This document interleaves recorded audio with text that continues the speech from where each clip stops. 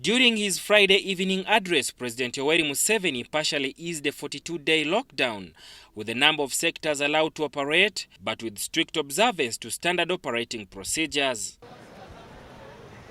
Kampala Central Business District was for the most of the day a beehive of activity, with most roads that enter the city busier than has been the case in the last 42 days.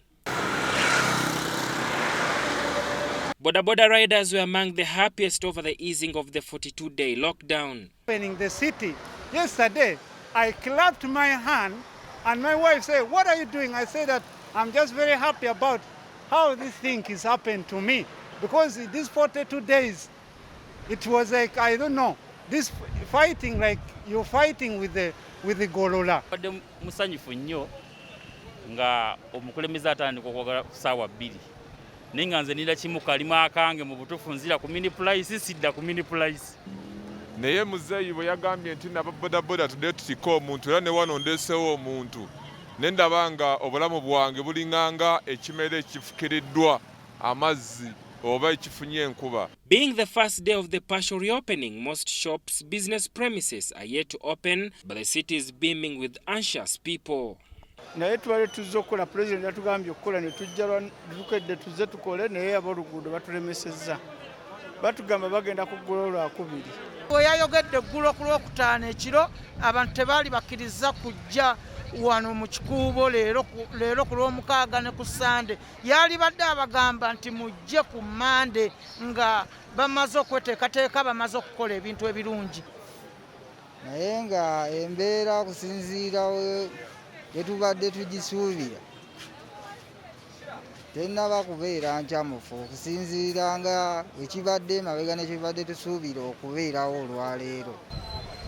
Kale olwaleero tulwesonyiye ennaku nga 2 katubawe chance naffe twagala kirungi nti abaguzi baffe bali badduka lwa kkubo nti muntu bw'ofubutuka okuva wali okujja wano oba Kampala Road wali oba mu kyalo.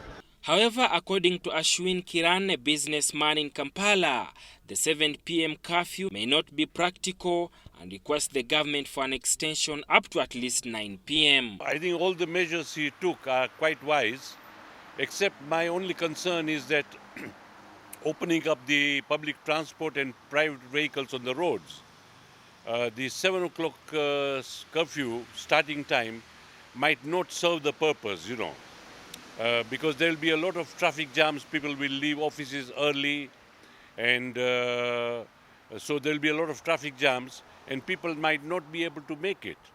So I think had he made it to something like 9 o'clock, that would have been more practical and more realistic.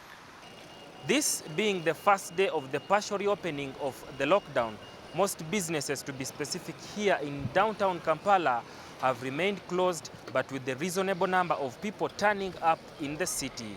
Saddam Mubale, Joel Vubia, UBC News, Kampala.